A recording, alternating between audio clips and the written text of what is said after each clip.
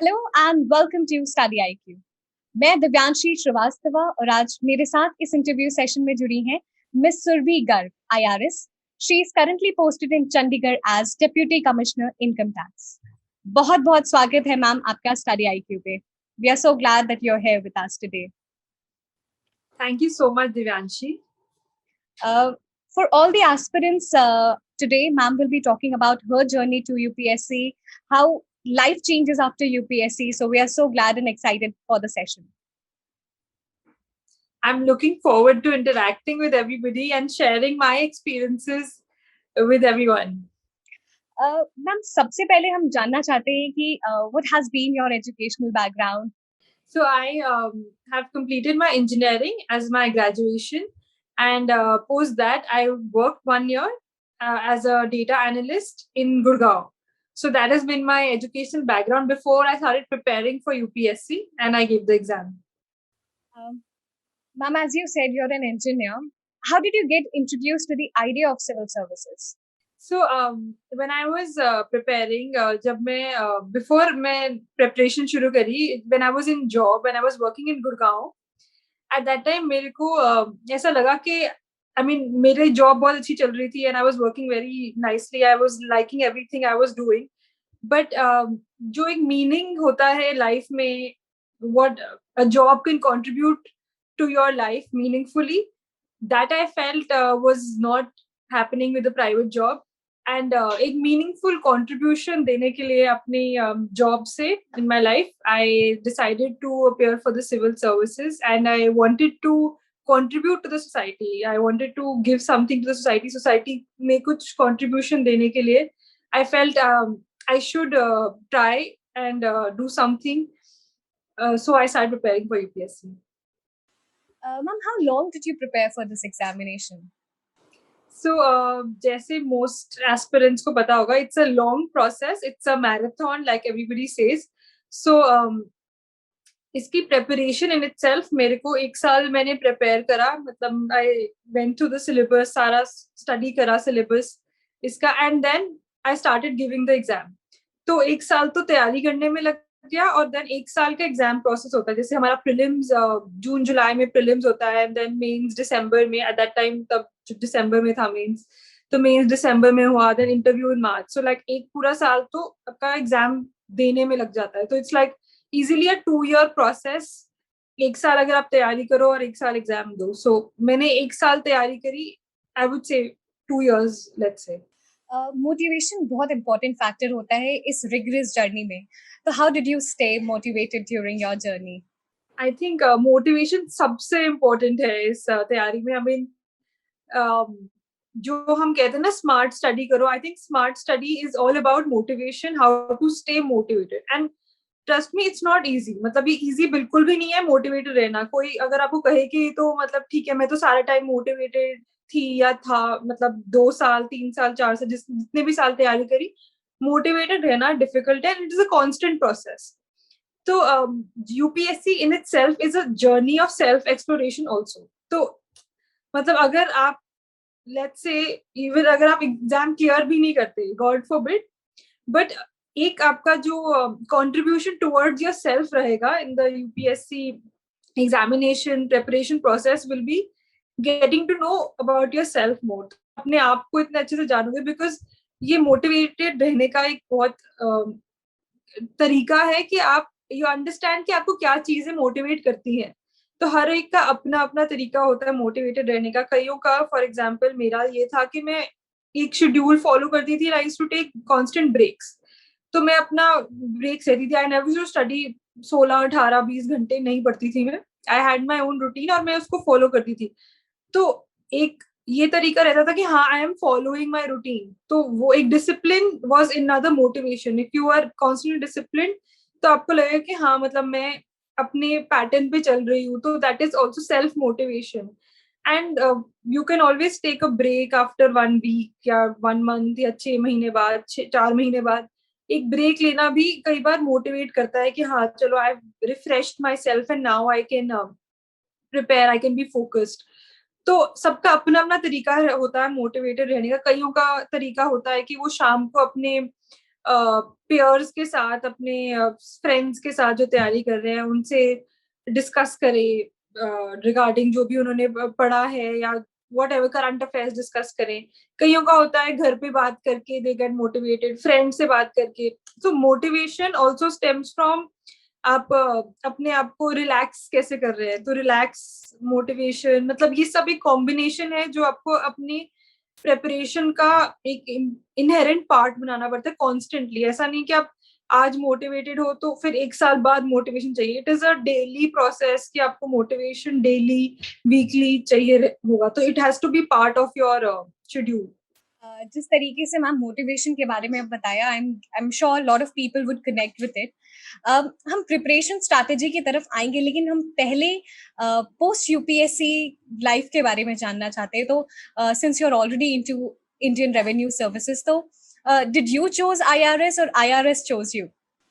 I think it was a mutual, liking to it, because I really like the balance that IRS gives you in life, as well as the fact that it stimulates you mentally a lot. So in the IRS, so I'm in the income tax service, and I have to constantly read. I have to constantly stay updated with the income tax laws, the constant changing laws, as well as so many new things that are coming up, not only from the legal point of view, but in the taxation sphere, in the public policy sphere.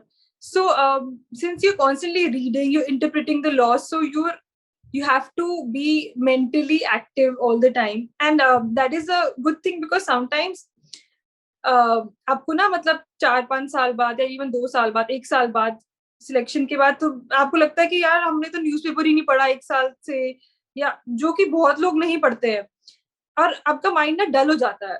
And that happens. हमें लगता है कहाँ हम हर रोज 2-3 घंटे newspaper पढ़ते थे, और एकदम से अब पढ़ना छोड़ दिया है, माइंड ही नहीं चल रहा है, माइंड ब्लॉक हो गया है. ये सब होता है आफ्टर सर्विस. एंड जितना हम तब यूपीएससी प्रिपरेशन के टाइम हम इतना अपने आप को एक्टिव रखते हैं, फुली अवेयर रखते हैं, करंट अफेयर्स के बारे में सब पता होता है, उतना ही एकदम से इसको आप थकावट कह लो, एग्जॉशन कह लो, या एक सेंस ऑफ अचीवमेंट कह लो, थोड़ा सा बंदा डीएक्टिव हो जाता है in terms of current affairs. But तो I mean after UPSC, clearing UPSC, I would say कि हाँ, मतलब वो चेंज आया है कि हाँ थोड़ा सा हो गया. But then after let's say 1 साल बाद, 2 साल बाद, जब हमें होता है कि हाँ ठीक है, नाउ हमें we need to know more about the world, because हम गवर्नमेंट में काम कर रहे हैं. Everything is evolving. सब कुछ इतनी जल्दी चेंज हो रहा है बिकॉज ऑफ टेक्नोलॉजी और ग्लोबलाइजेशन और so many other factors. Things are changing so fast. तो हमें भी अपने आप को कॉन्स्टेंटली अपडेटेड रखना पड़ता है. तो then you get back on track कि हाँ नहीं, you have to constantly read the paper, या फिर अपनी नॉलेज अपग्रेड करता रहना पड़ता है. तो that is a thing that is a change before and after UPSC, I would say. Ma'am, can we know about the training experience, the different modules you went under through training? Yes. So after selection, हमारे पहले foundation course हुआ था, which is an optional course for the IRS, but I had done that foundation course in Labasna, Lal Bahadur Shastri National Academy of Administration in Mussoorie. So that was a 3 months course in Mussoorie, wherein I would say that was more of a leadership course कह लो, या फिर एक overall development course, जाकि it's an insight into bureaucracy कि आप अब एक bureaucracy के world में आ रहे हो, तो आपको क्या क्या चीजें, क्या क्या क्वालिटीज, जिसे कहते हैं ऑफिसर लाइक क्वालिटीज, इनकलकेट करनी चाहिए. It focuses a lot on your team building, because ultimately हमें गवर्नमेंट में काम कर रहे हैं, तो हमें एज एन इंडिविजुअल नहीं, एज अ टीम काम करना है. तो I think working as a team is a very important aspect of the foundation course. Post the foundation course 3 months, फिर हमारी IRS इनकम टैक्स की ट्रेनिंग होती है नागपुर में, which is in the National Academy of Direct Taxes, NADT. तो वहां पे हमारी 18 months की ट्रेनिंग थी, जिसमें से हमारी training was divided into focusing on income tax act, the income tax law, leadership qualities. हमें इंटरनेशनल एक्सपोजर मिला था, wherein we traveled to 4 countries. Then हमारे पास we went for Bharat Darshan, which was an India exposure के India के systems के बारे में. And then we went for village visit. So that was an 18 months long training, including our on job training, jahan pe hame in 2 parts we had on job training, wherein हमने income tax department in the offices we worked like जैसे internship of sorts. तो एक बारी हमने एक बड़े city में काम करने का होता है, एक ऑन जॉब ट्रेनिंग, एंड एक स्मॉल सिटी में ऑन जॉब ट्रेनिंग. तो मैंने 2 ऑन जॉब ट्रेनिंग करी थी, एक मुंबई में और एक नासिक में. तो that was our 18 months long training, and it was very enriching, very fruitful. It was a great experience. I am sure ma'am, जिस जो एक्सपीरियंसेस आपने शेयर किए हैं, जो भी एस्पिरेंट्स इस वीडियो को देख रहे हैं, they would get recharge for their preparation to enjoy the training process that you have illustrated. Yes, it's actually absolutely, you should enjoy the training process. I mean, make the most of it. You will definitely get to meet lovely people from all over the world, all over the country. You meet people. You in fact have people from Bhutan also as part of your training. So that's a great experience, because you see people from मतलब जगह जगह से लोग आके UPSC clear करके, and then they're part of your service. तो बहुत अच्छा लगता है, बहुत अच्छा एक्सपोजर मिलता है. Bharat Darshan is a great exposure, international exposure जो मिलता है, तो wonderful. Ma'am, currently you're posted as Deputy Commissioner Income Tax. Can we know something about your work? Yes. So I am posted as Deputy Commissioner Income Tax in the Exemptions Division. So exemptions is, there are institutes which are tax exempt. Which are the institutes which are tax exempt? Those are charitable institutes, educational institutes. So charity की एक definition है जिसमें yoga, medical relief, and education, and there are 3-4 other things which make a charitable institute. तो जो भी charitable institutes हैं of Haryana and Himachal Pradesh, तो 2 states में जितने भी charitable institutes हैं, which includes educational institutes, उन सबका जो इनकम टैक्स रिलेटेड जो भी इशू होता है, I am dealing with that. So that includes जो उनकी रजिस्ट्रेशन होती है, तो हर एक चैरिटेबल इंस्टीट्यूट को रजिस्टर करना होता है, या फिर जैसे उनको फंडिंग मिलती है, जो उनको डिडक्शंस मिलती हैं इनकम टैक्स की, and then to increase the number of charitable institutes to be part of the income tax law. So all the income tax related matters of Haryana and Himachal of charitable institutes. So those institutes actually don't pay taxes. तो हमें ensure करना होता है कि whether they are actually charitable or not. हम check करते हैं कि क्या वो actually charitable है कि नहीं. अगर वो charitable है तो क्या वो सही से अपना टैक्स दे रहे हैं कि नहीं, जितना उनका बनता है उतना दे रहे हैं कि नहीं. और किसी नए इंस्टीट्यूट को चैरिटेबल इंस्टीट्यूट बनाना, उसको रजिस्ट्रेशन देना, उसको टैक्स एग्जेम्पशन देना. So that is what I am dealing with currently. Ma'am, Chandigarh is your third posting. Can we know the most challenging task you have come across in your career? I would say I have had very good experiences across Delhi. My second posting was in Panchkula, and this is my third posting in Chandigarh. So in Delhi, I would say, see, all 3 postings are equally challenging in the sense they were all different.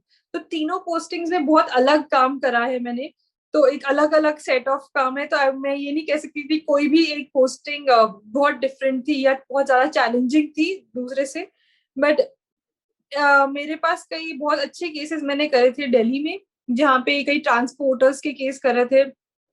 Case by case, I mean जब उन्होंने उनकी income tax return select होती है for assessment, जो एक terminology हम use करते हैं कि हम उसको असेस करते हैं कि क्या उन्होंने सही टैक्स दिया है कि नहीं दिया है. तो जो ट्रांसपोर्टर्स के केस हमने करे थे, या फिर कई केसेस करे थे जो एक चार्टर्ड अकाउंटेंट्स के केस. तो सिंस हम चार्टर्ड अकाउंटेंट्स के साथ डील करते हैं, जो हमारे इनकम टैक्स रिप्रेजेंटेटिव्स होते हैं एक तरह से for people who filing their tax returns, तो उन्हीं के केस करना is in itself a little challenging, I would say, because वो अपनी बुक्स तो बहुत ही क्लीन रखते हैं apparently, but then to find out loopholes in their books itself is also a challenge. So I would say कि that was a very interesting, because that was my first year, तो एक बहुत ही interesting experience था, and at the same time was very challenging. और उसमें करके बहुत मजा आया, because कुछ निकालते हो जहाँ पे expected नहीं है, जहाँ पे मुश्किल है, तो it is very enriching and thrilling. Ma'am, the expectations that you had before joining these services and now you're already into the services, are they in harmony? Definitely, I would say they are more than in harmony because I did not have too many expectations because मेरा idea ये था कि बस मैंने government का part बन के सर्व करना है किसी भी कैपेसिटी में मेरे को अपॉर्चुनिटी मिले करने की। तो अब यहाँ पे मेरे को डिफरेंट अपॉर्चुनिटीज मिल रही है हर साल। It's a different experience. ऐसे अभी तक कुछ मोनोटोनस नहीं हुआ है।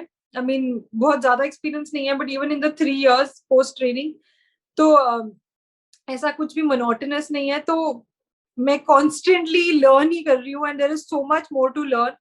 तो it has been a very good experience. बहुत ही अच्छा लगा है। मेरे को लगा था कि शायद थोड़े सालों बाद बंदा बोर हो जाता है या मोनोटोनस हो जाता है but that has not happened. तो मतलब बेटर ही रहा है जैसे मैंने एक्सपेक्ट करा था। That's wonderful to know. हम अब थोड़ी सी बातें कर लेते हैं जर्नी ऑफ यूपीएससी की।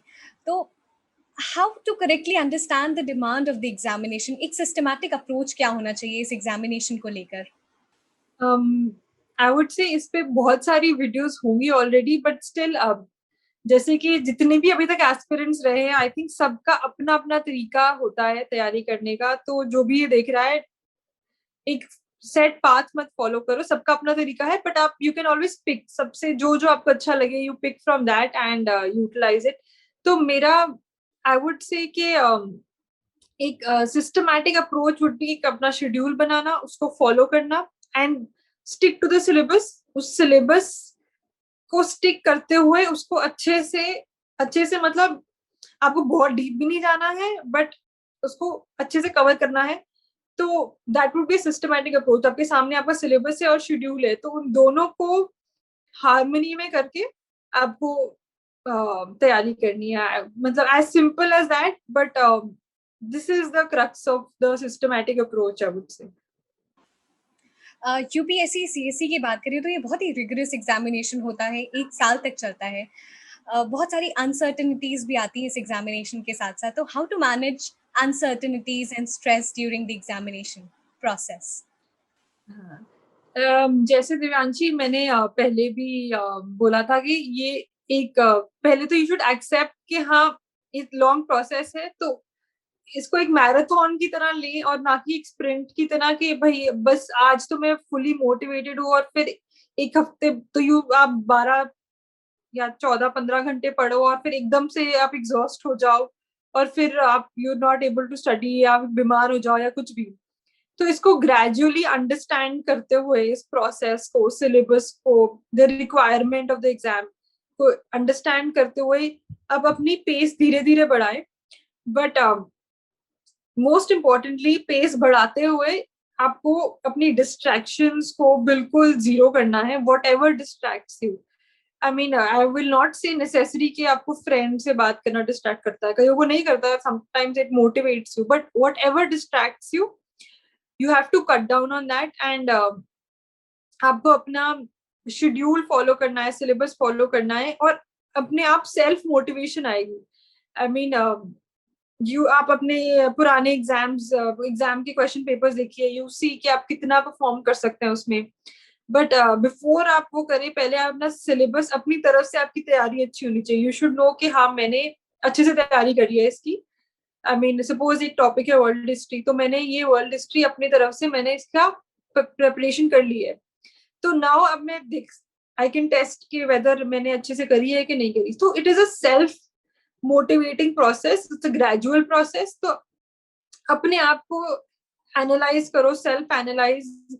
आई वुड से ज्यादा दूसरों को देखने की जरूरत नहीं है। सबका अपना तरीका होता है अपनी अप्रोच होती है अपने strengths, weaknesses, conditions, responsibilities. Everybody is an individual in this race. Don't be bogged down. ज्यादा लोगों को देख के उनसे प्रेशराइज ना होने का या वो ऐसा कर रहा है वो ऐसे परफॉर्म कर रहा है। अपने आप को बेटर करने की कोशिश करते रहो। तो आई वुड से सेल्फ मोटिवेशन और टेक ब्रेक्स जब भी मतलब दिन में आपने जो भी ब्रेक लेना है जैसे भी अपना शेड्यूल बनाए।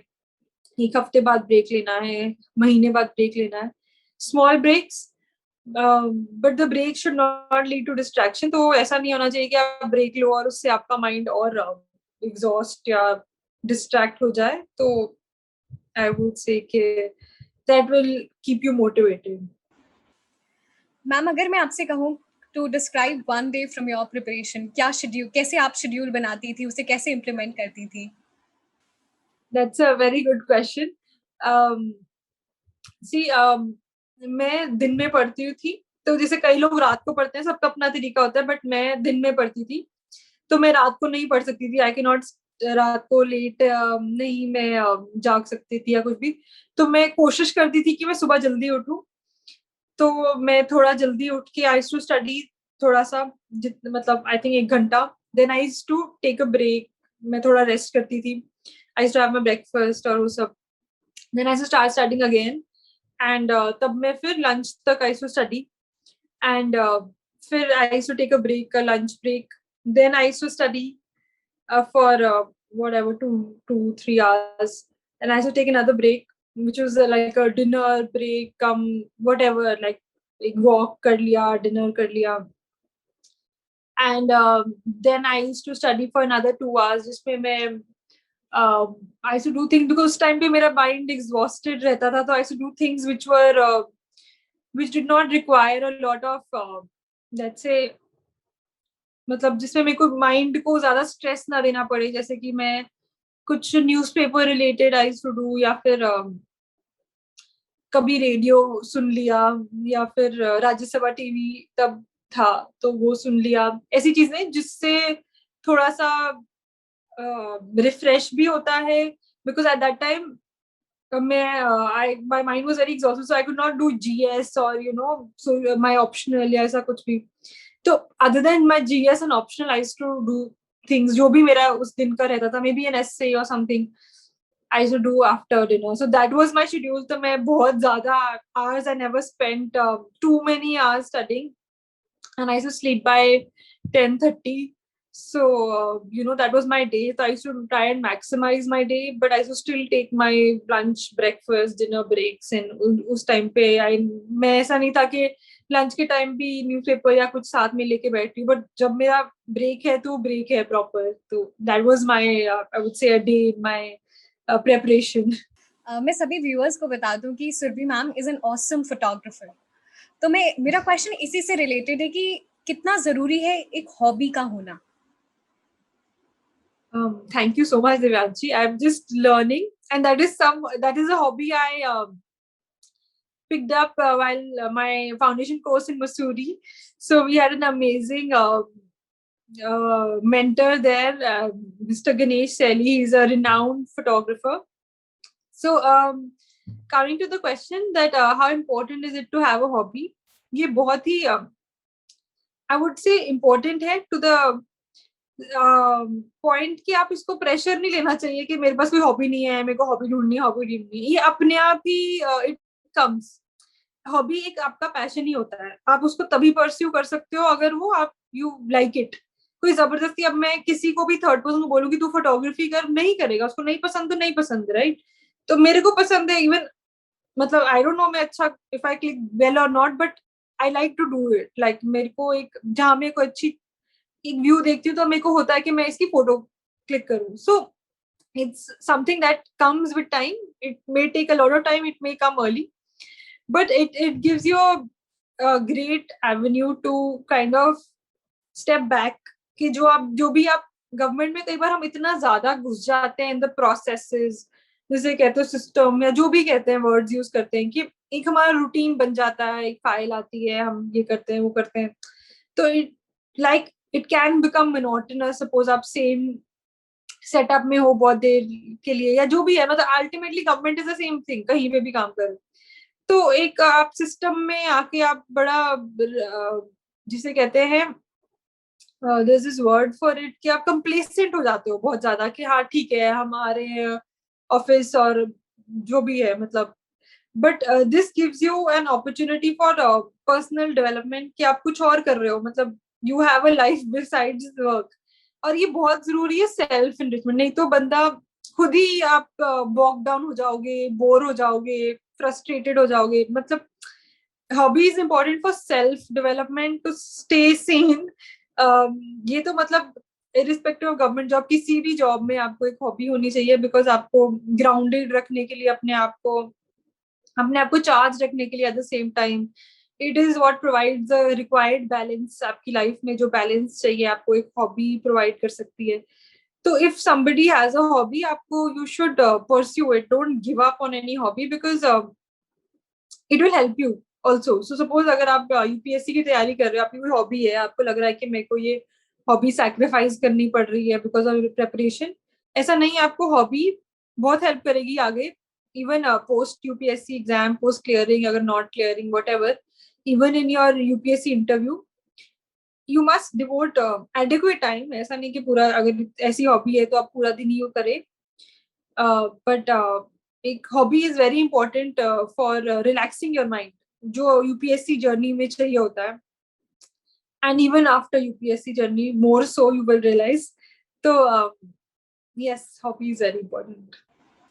मैम, हमने यूपीएससी सीएससी की रिगरसनेस की बात की, अनसर्टेनिटीज की बात की, तो प्लान बी की बहुत सारे लोग बात करते हैं, तो कितना जरूरी है और नहीं जरूरी है प्लान बी होना? दिव्यांशी, ये ना plan B is very important from the perspective of where you are in life at this point. तो देखो, अगर हम प्रैक्टिकली बात करें तो डिपेंडिंग ऑन आपकी क्या एज है, कितने अटेम्प्ट्स बचे हैं, ठीक है. अगर if you are a young starter, like a young aspirant who is just, um maybe graduated, or has worked for a few years only, and has time on his side, her side, and has attempts, तो I would say कि अभी plan B की जरूरत नहीं है, ठीक है. I mean the world is developing so fast कि प्लान बी मिल जाता है. कोई ऐसा फाइट नहीं है यूपीएससी के बाद कि आप कोई भी सड़क पे नहीं होता. I mean with my limited knowledge and experience and people I know, I have not seen anybody coming on the road after not clearing UPSC. You do जितनी भी आपने नॉलेज गेन करी होती है ना, आपको कहीं ना कहीं वो हेल्प डेफिनेटली करती है. अगर आपने यूपीएससी की तैयारी सिंसियरली करी है, आपकी नॉलेज बिल्कुल वेस्ट नहीं गई है. Coming to the other part, कि अगर लेट्स से आपके attempts are about to get exhausted, या फिर you are at that age that आपको लगता है कि you have to have some financial responsibilities या जो भी है, तो प्लान बी में I would not say focus करना चाहिए, but you can have that in mind. You can, अगर आपको कहीं जॉब मिल रही है तो आप जॉब के साथ भी तैयारी कर सकते हो. बहुत लोग जॉब के साथ भी एग्जाम क्लियर करा है लोगों ने, ऐसा नहीं है कि नहीं किया है. ऑब्वियसली थोड़ा डिफिकल्ट रहता है comparatively, but nothing is impossible. तो if you getting a job, you can take that, अगर आपकी जो भी कंपल्शन है for plan B. And other than that, plan B मतलब मैंने देखा है कि लोगों को अगर सपोज आपको यूपीएससी नहीं क्लियर करता है, आजकल there are so many institutes, so many companies which need people for CSR. For example, charitable NGOs. You work for NGOs, they're doing very well. I know एक friend of mine, उसने could not clear the UPSC, joined an institute, a company which enables other companies to get CSR projects. Like Companies Act में एक condition है कि आपको इतने percentage पे you have to do CSR activities. तो वो क्या करते थे, बड़ी कंपनीज को ऐसे प्रोजेक्ट्स लेके देते थे जहां से CSR एक्टिविटीज, जहां से वो CSR कर सके. That is corporate social responsibility. तो एक तरह से यू आर, बिकॉज अगर आपका आपका मोटिव यूपीएससी में आने का है to contribute to the society, ये कुछ भी आपको मीनिंगफुल करना है, तो this is also another way to do meaningful work. अब you become part of NGO. There so many good NGO doing great work. Corporate social responsibility कितना अच्छा एस्पेक्ट है जहाँ पे you can earn well also. तो I would say there are a lot of opportunities for plan B, so don't ever ऐसा मत सोचो कि हम क्या करेंगे यूपीएससी नहीं हुआ तो. एंड सेकेंडली, अगर आपका ऐसा टाइम है जहाँ पे आपको कोई अपॉर्चुनिटी या प्लान बी लेना पड़ रहा है, तो देर आर गुड अपॉर्चुनिटीज, आपको लेना चाहिए. And that will also give you a surety कि हाँ ठीक है, अगर मेरा यूपीएससी, मैं I will give my best for UPSC, but अगर नहीं क्लियर हुआ तो I will I still have this in my hand. तो एक sense of security रहती है mentally. But I would like to add one more thing कि आप कभी भी UPSC में money के लिए मत आना. Like you don't get good salaries in the civil services.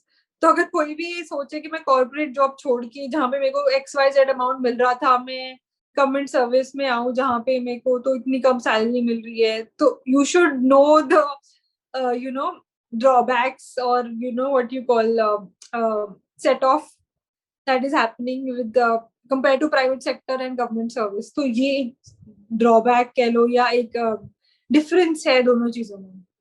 Ma'am आपने बहुत ही ब्रॉड पर्सपेक्टिव दे दिया प्लान बी के बारे में, and I am sure lot of people will start thinking about it कि प्लान बी कौन से स्टेज में एक्चुअली होना चाहिए, ना कि इनिशियल स्टेज से ही प्लान बी के बारे में सोचें. Ma'am, some tips, suggestion, message to the youngsters preparing for civil services and how to stay motivated during the entire journey. Okay, so I would say एक तो pressure, don't get bogged down by pressure. एक competition या pressure, किसी भी चीज का pressure लेके मत पढ़ो. इंजॉय जो आप पढ़ रहे हो इसका कहीं ना कहीं इट विल कंट्रीब्यूट. अगर आप हिस्ट्री भी पढ़ रहे हो तो उसकी कहीं ना कहीं वो आपको हेल्प करेगा लाइफ में. अगर आप यूपीएससी नहीं भी, गॉड फॉरबिड, नहीं भी क्लियर करते तो इसको ऐसे मत पढ़ो कि मैं क्यों पढ़ रही हूँ या क्यों पढ़ रहा हूँ, कि ये इसका मेरे को क्या फायदा, मेरा तो यूपीएससी नहीं क्लियर होगा या व्हाटएवर. enjoy करो प्रोसेस को. UPSC will contribute, the journey, the preparation journey will contribute to so much in your life.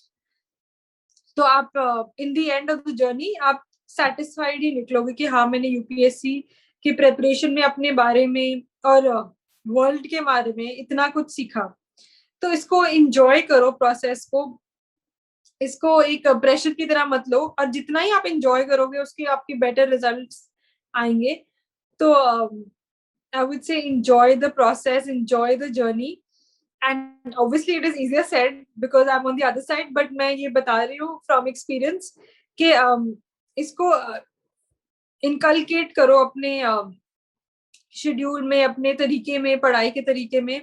और मोटिवेटेड रहने के लिए फाइंड योर ओन वेज. सबका अपना अपना तरीका होता है, बट कोशिश करो कि हाँ मेरे को ये फाइंड करने के लिए ये चीज डिस्ट्रैक्ट कर रही है, हाँ ये चीज करने के बाद मेरे को अच्छा लग रहा है, मेरा पढ़ाई करने का मन कर रहा है. तो ये एक वही, जैसे कि पूरी यूपीएससी जर्नी एक सेल्फ एक्सप्लोरेशन है.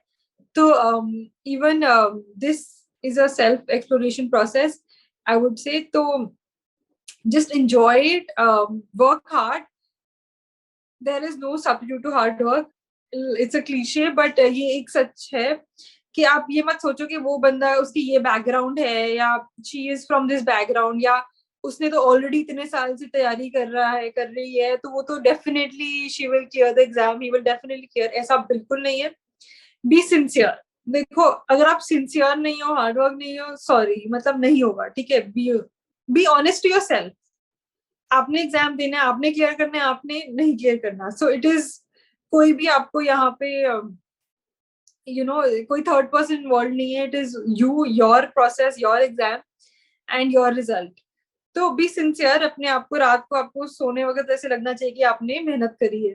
तो be sincere, be hard working and enjoy the process. I would say that. So this journey is difficult, but you can make it enjoyable. You can make it simplified. You can make it part of your routine, your lifestyle. And so every stage of your life is a different aspect. So job के बाद क्या होता है, क्या नहीं होता है, you can see that when you come into the service. If you're part of the service, so enjoy what you're doing right now. मैं ये बोलूंगी. Thank you so much, ma'am, for joining us in this interview session. मुझे पूरा विश्वास है कि बहुत सारे aspirants जो हमारे साथ जुड़े हैं, they are going to benefit from your video and from your journey. Thank you so much, ma'am, once again, and we wish you good health.